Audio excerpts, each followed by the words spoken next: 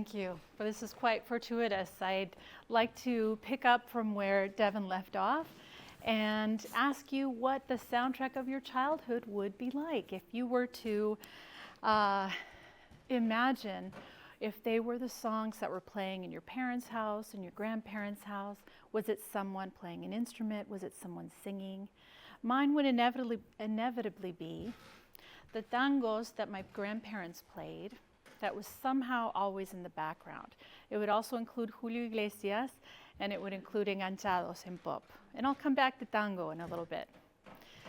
Now, I first came up with the idea of life on the hyphen. It's not my own idea. I met a professor that I admired who wrote a book called Life on the Hyphen, The Cuban-American Way.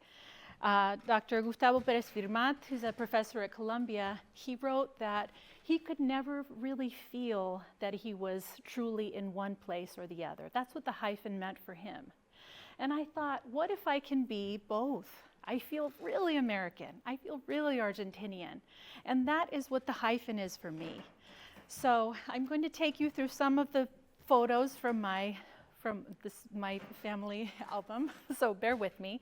I know that this is a TED talk and it's not a TED presentation, but I wanted to make these thoughts kind of more salient and vivid. So my early life was centered around my grandparents, Victoria González García de la Torre, and my grandfather, Federico Fuentes.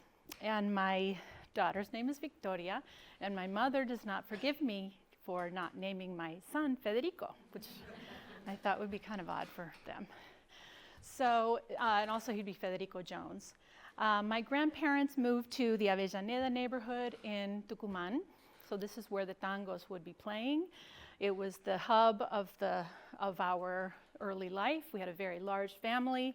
My grandmother is one of 11 children, and each of my aunts and uncles, my great aunts and uncles, had 4 children, and of those 4 children, they had 3 or 2. So it's a very large family, and we're related to someone who's related to someone, and I'm sure you can relate in some way.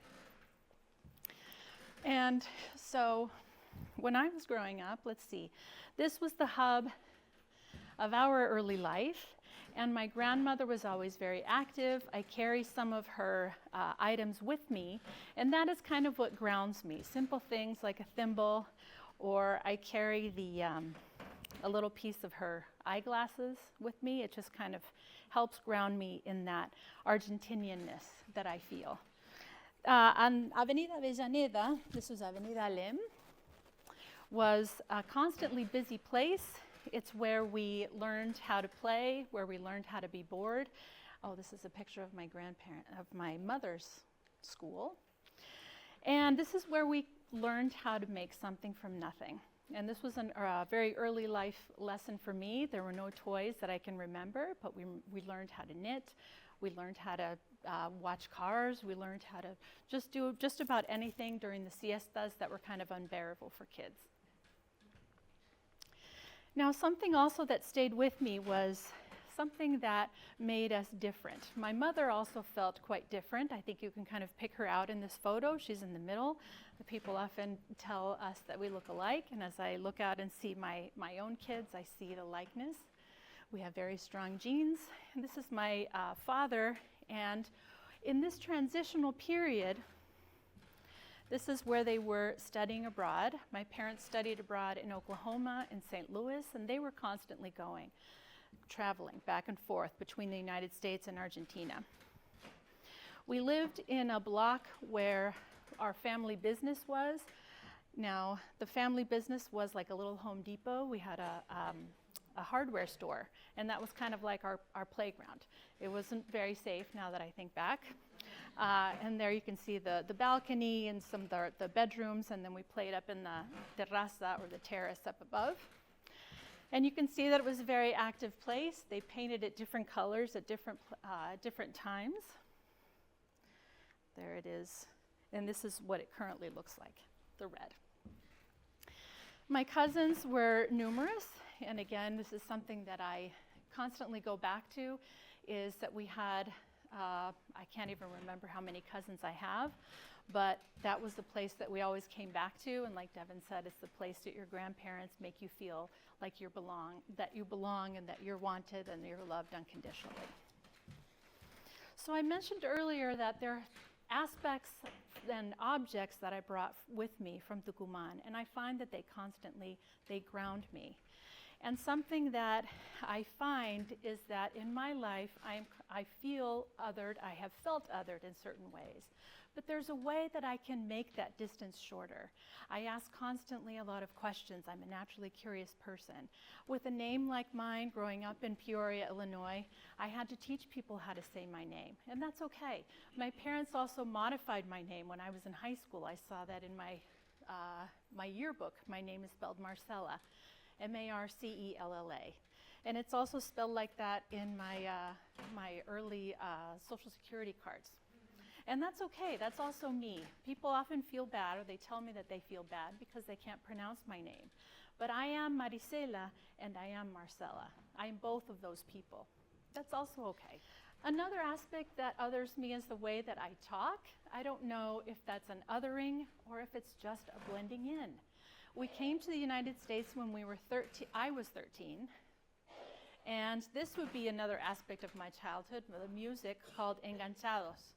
And enganchados were a way to listen to little snippets of songs without hearing the whole song because there was a heavily censored time. Now, we didn't actually realize that we were growing up during the dictatorship. It was a time of just complete freedom for me. It was a very happy childhood.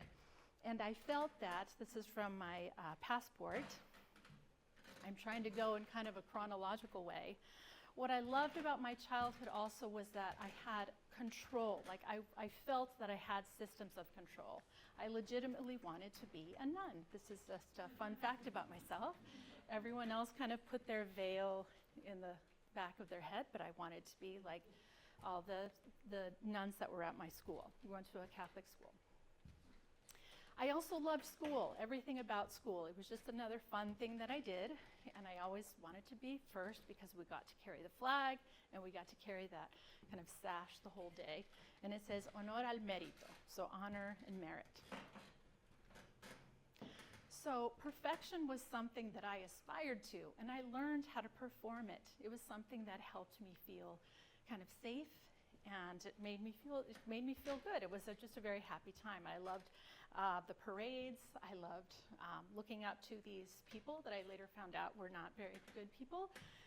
I loved shining my shoes and being in this kind of militaristic environment. And then much later we learned what was actually happening, but that wasn't until we left Argentina. In 1983, we learned that we lost the war, that Argentina lost the war against Great Britain. But then much, much later, we learned that it was a war that was provoked by Argentina. So this covering and cloaking oneself in perfection is something that I'm very familiar with. And I think it drives my kind of thirst for knowledge and for truth and for finding things. And I think it drives the way that I teach as well. This is a picture from my grade school, and I'll get to that in a minute. Now, English teachers, and other teachers as well, everything is a text. And so for me, the great joy is on unlocking that text. And when students sense that they've got this access and when they finally get it, that's the great joy that I feel as a teacher. So going back to when we came back to the United States, this major change for me, we went to another Catholic school, St. Vincent de Paul, and I was very proud of my report card. This is 1983, the year that I was new, and I didn't quite speak English well enough, but my best grades were in spelling. I had very good grades in spelling, not very good grades in conduct, English. Penmanship was not a very solid subject for me, and I did get a B in science. But I loved school, and it was just another hobby that I did. Fast forward to high school, I knew exactly what I needed to perform, to blend. I knew that I needed a swatch. We didn't have Apple Watches, we had swatches. We had the sweater vest, the sweatshirt vest, and then we had the purple plaid, and I had the asymmetrical hair, and I was very proud of that. And I did all the things that I was supposed to do, all the committees, all of the student council and the peer groups and all of those. And there's me, I'm very proud of my hair, because no one else looked like me. That was the era of big hair in 1988, and I just, you know, I kind of loved that. Now this is something that's, let's go back to that in a minute. Now, during this time, I found that I was always coming and going. I would go back to Argentina every chance that I got, with my parents or without my parents. These are my high school girlfriends. We keep in touch, we're very close, and this is my existence there. Still have the same hair, I've grown my hair out since then. I missed my horse, I missed our farm, I missed the truck, and that is when I feel truly myself. I do feel myself also at home when we're baking bread, when I'm with my kids, when I'm with my friends. I feel very much myself in both places. My mother and I like to go up to Bolivia. Sometimes we just hitchhike. That's something that we can do. I don't recommend doing that here. In Bolivia, you can just kind of walk across the border. And I also need to keep in touch with my great aunts and uncles. Many of them have passed away. And there's my high school picture, me and my mother. We were very close. And then in college, this is where I started to, and I'd like to go back to this idea of looking and uncovering. So I was very comfortable at this time with my name, with my history, and I felt like I got it. And I started to read more about the Madres de la Plaza de Mayo, and Abuelas de la Plaza de Mayo. And this is when I met some of the mothers of the disappeared. I met people older than myself who had been experiencing the things that I had suspected were going on.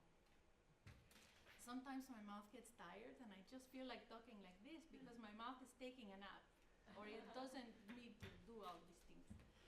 As if I were speaking Spanish, but with the English words.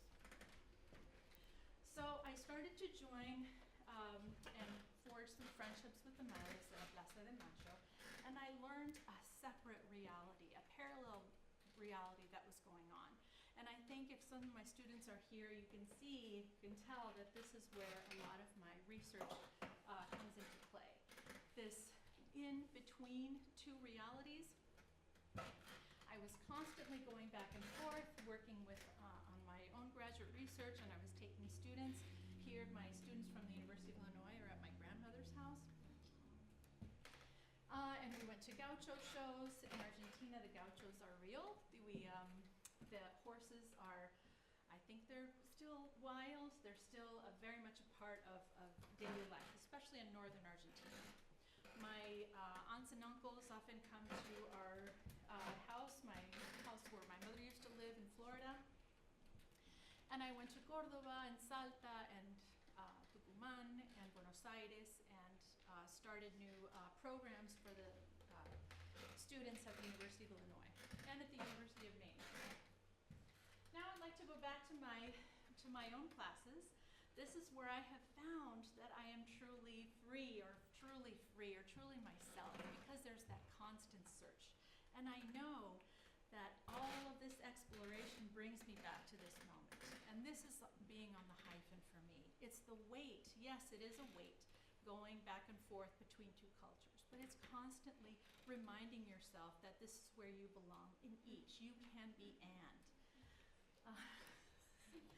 Yes, so these are moments that are just moments of pure joy for me, where my students are, you know, joyful and enjoying the text that I've kind of laid out for them. I see myself as a facilitator, and I'm finally at peace with the systems that have brought me here,